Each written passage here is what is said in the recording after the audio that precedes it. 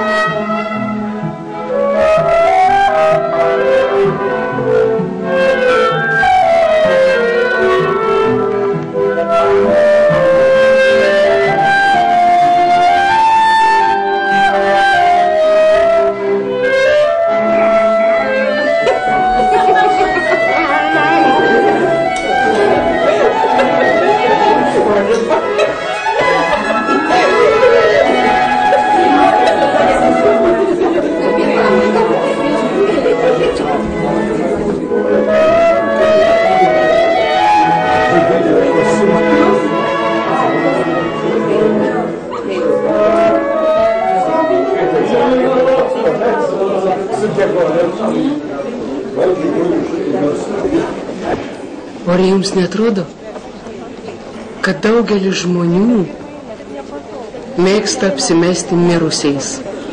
Ne, jie iš tikrųjų nėra mirę, bet jie tarytum sėdėtų ant stadiono suolų ir stebėtų varžybas. Vienintelės varžybas. Tokios varžybos daugiau jau niekados nebepasikartos. Jie galėtų kažką nuveikti, bet jie sėdi sudėję rankas ir nieko neveikia. Ne. Pirmyn, pirmyn. Gyvenkit, žaiskit. Skaudės. Labai skaudės, žinau, kad skaudės. Tai ir kas? Ir kas, kad skaudės antraip? Kągi jūs papasakosit? Pasibaigus toms varžybom.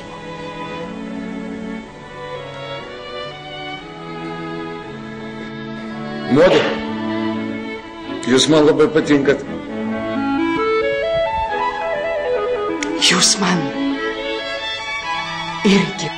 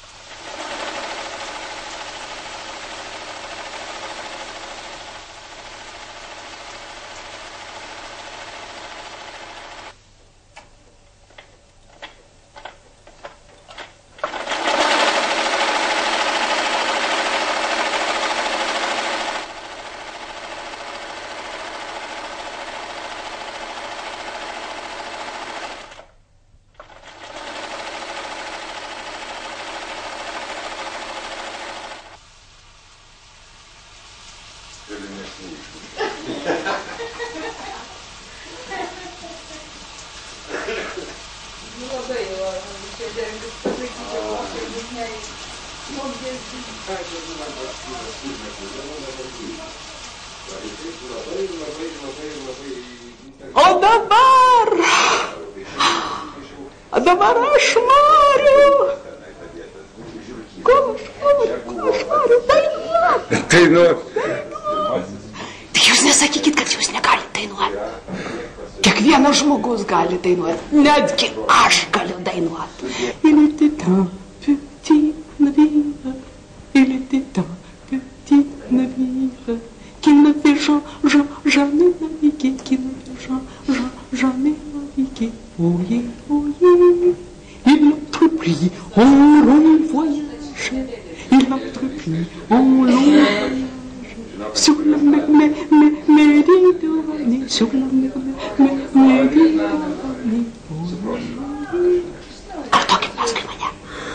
Il était un petit navire.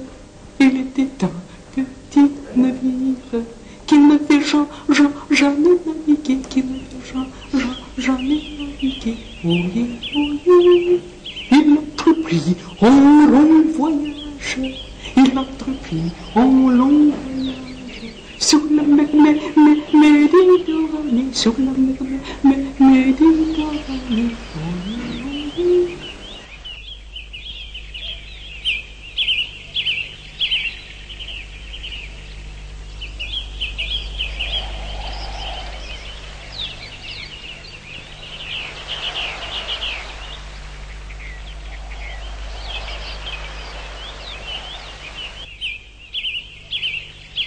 Ydos, dorybės.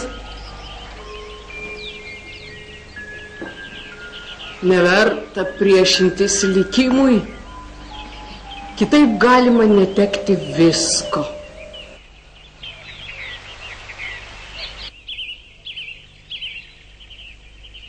Jūs žinot, kai aš apsidairau aplink, tai aš suprantu,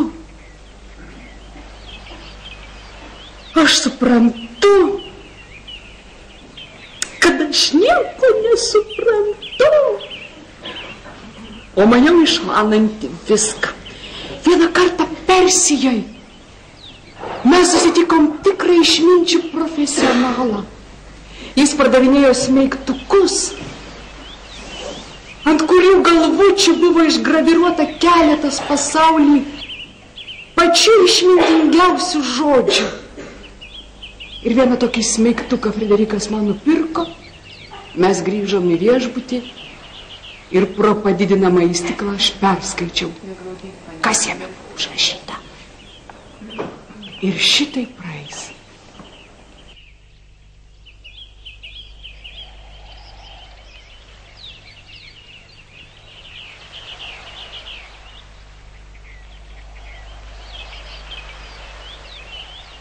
Ir šitai praeis. Ir šitai praeis. Ir pradėjau verkti, man tai. Prašau. Ačiū. O ko dabar? Sugraudino. Kad? Kad jis mane sugraudino?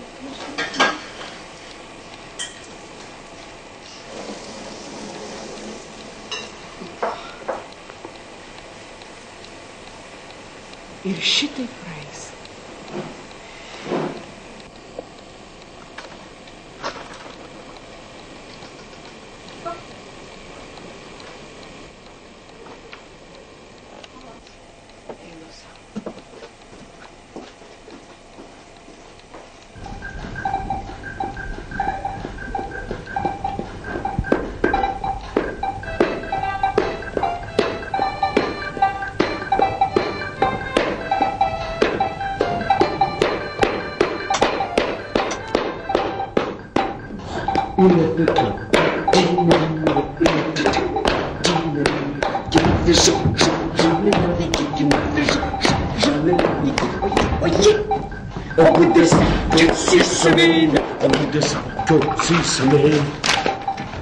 Moi, Tas yra.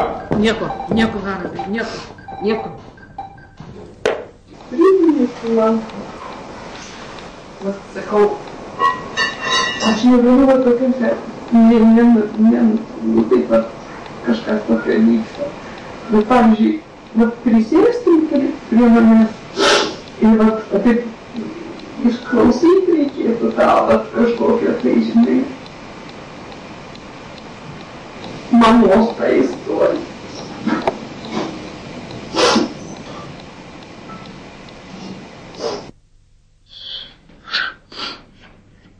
Jūs juk verkat.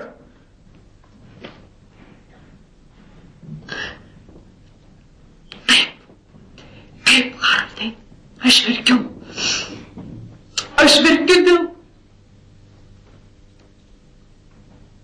dėl saulėlydžio, dėl žuvėdrų. Verkiu, kada artimas skriaudžia savo artimą, kada prašo atleidimą, kada atleidžia, kada neatleidžiame. Ai, verkime juokimės, taip yra. Jinai nuo 5 metų našlaitė. Mirė mama, liko tėvas išvažiavo į Ameriką, grįžo iš Amerikos, paliko seserį jau. Ir grįžo iš Amerikos, apsivedė kitą žmoną su keliais vaikais. Tai tie keli vaikai taip ir buvo vaikai. O ta, žinai, kaip, našlaitė. Ir paskui išmokino dėdė siūti ją. O šalia buvo ūkininkai, labai turtingi ūkininkai. Nu, žinai, kaip visose pasakose, tas ūkininkų sūnus įsiliejo. Nu, ir meilės lygėjo, o tu našlaitė. Ir aišku, neleido žentis. Ir ta meilė didžiulė, prisikėlėjimai. Ir jis nutarė išsaugot tą meilę, kad galėtų išsaugot tą meilę. Išvažiavo į Ameriką, išplaukė. Ir atsiūs šitkartį, kad atsivežtų. O gimti jau buvo? Tai va taip ir buvo, kad pasirodė, kad nuomonės čia laukėsi. O tu žinai tais laikais, kaip šitą smertą šitą vaiką.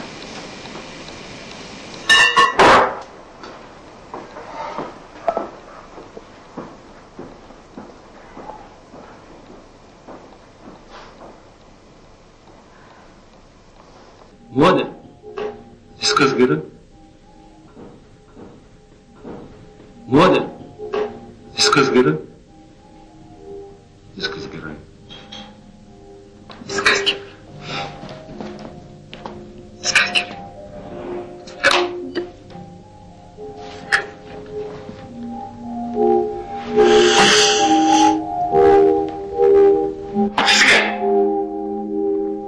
Tada atsirado tas mano tėvelis, ir kai jį kontūziją išleido jį į ligoninę.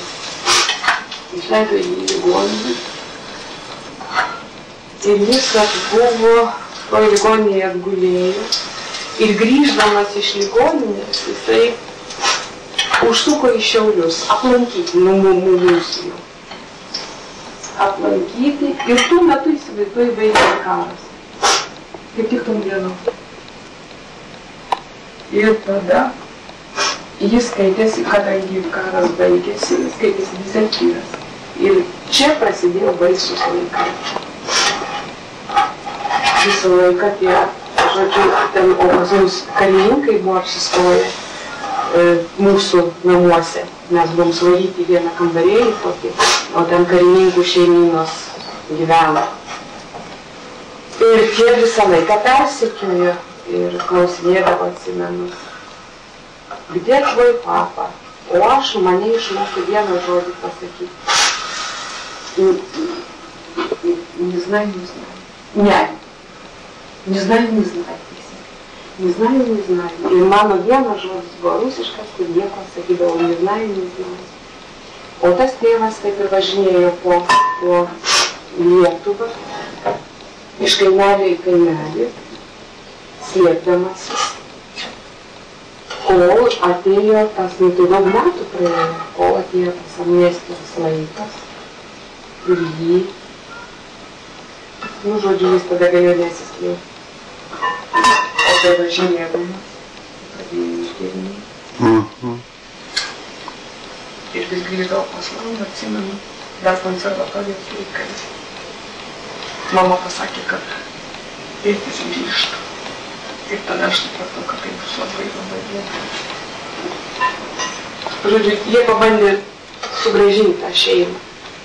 Ir po amnestijos. Po amnestijos, jo.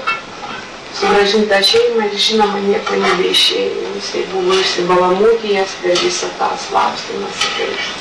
O mama va taip visą laiką ir pragyveno. Aš ją atsimenu tik vienintelį užmiegu siuvo mašina, atsibundu siuvo mašina.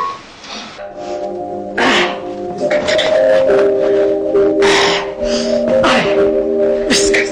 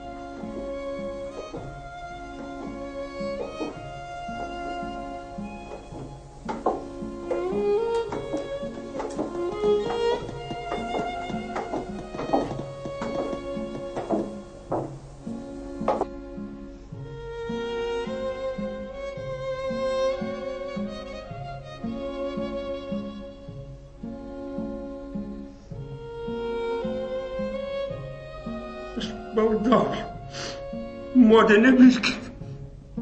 Aš neištversiu. Mirtis nieko keista, Haroldai, nieko nepaprasta. Mes pradedam mirti vos gimę. Aš neišeinu, aš ateinu, Haroldai. Jūs neįsivaizduojat, kas jūs manęs. Aš negaliu gyventi be jūsų. Ir šitai praeis. Niekada. Štai ir baigėsi diena, berniuk. Ačiū tau, berniukų, šitą dieną jį buvo nuostabi. Aš myliu jūs. Modė, aš jūs myliu.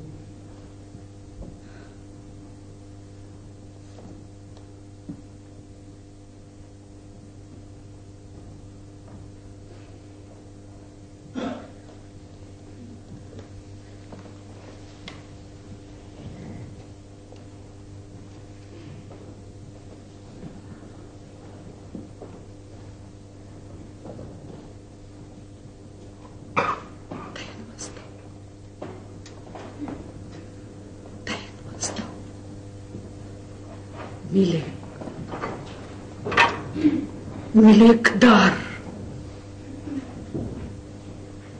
Ir dar. Ir dar. Mylėk. Haroldai. Modė. Tai nuostabu. Modė.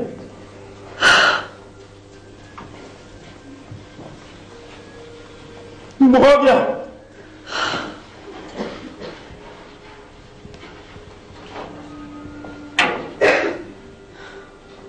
Mogę!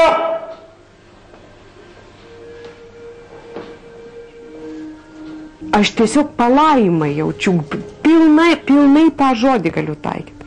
Nu, tikrą palaimą, kad aš galiu visiems pasakyti. Mylėk, mylėk, dar. Ir gal gyvenime aš taip neišdrįsčiau visada taip atvirai pasakyti. O scenoje aš tą darau su kaimu. Kad reikia mylėti. Ir aš tuo tikiu. Aš tikrai tuo tikiu. Nors ir negaliu. Nors ir negaliu, bet tikiu. Bet tikiu. Bet kodėl negaliu? Galiu?